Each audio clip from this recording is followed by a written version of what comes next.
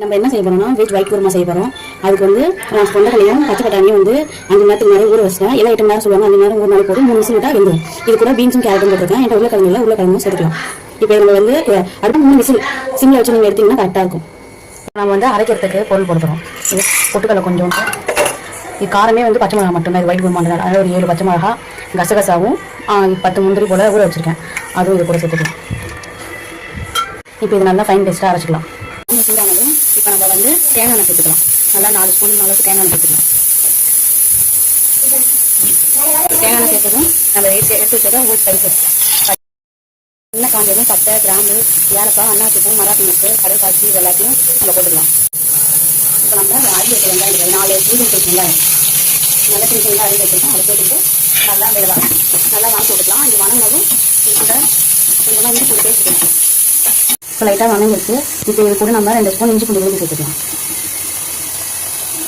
இது கூட கொஞ்சமாக நம்ம கல் உப்பு சேர்த்துக்கலாம். இது வணங்குறதுக்கு சேர்த்து நல்லா வணங்கிக்கலாம்.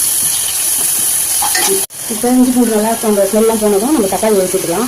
நான் 2 மீடியம் சைஸ் தக்காளி சேர்த்துருக்கேன். இப்போ நல்லா வெங்காயம் தக்காளி நல்லா வணங்கிடுச்சு. இது கூட நம்ம வந்து கொண்டக்கடலை, பச்சை பட்டாணி, பீன்ஸ், கேரட்லாம் நம்ம குக்கரில் வச்சுருந்தாலும் அதை சேர்த்துக்கலாம். அந்த தண்ணியை சேர்த்துக்கலாம்.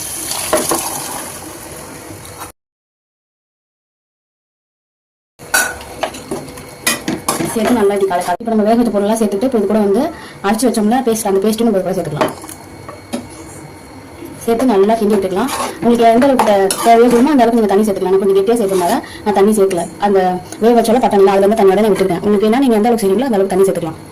இப்போ நல்லா ஒரு 15 நிமிஷம் மூடி வச்சு நீங்கள் வந்து வேக விட்டுக்கலாம். நம்ம மூடி இந்த வச்சு பார்க்கலாம். நல்லா இந்த அளவுக்கு கொதிக்கணும். இந்த அளவுக்கு கொதிக்கணும். நம்ம லாஸ்ட்டாக கஸ்தூரி மேத்தி போட்டுக்கலாம்.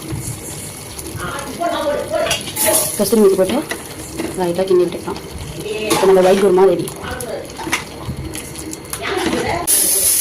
இப்போ நம்ம இதை க்ளோஸ் பண்ணி ஆஃப் பண்ணிக்கலாம்.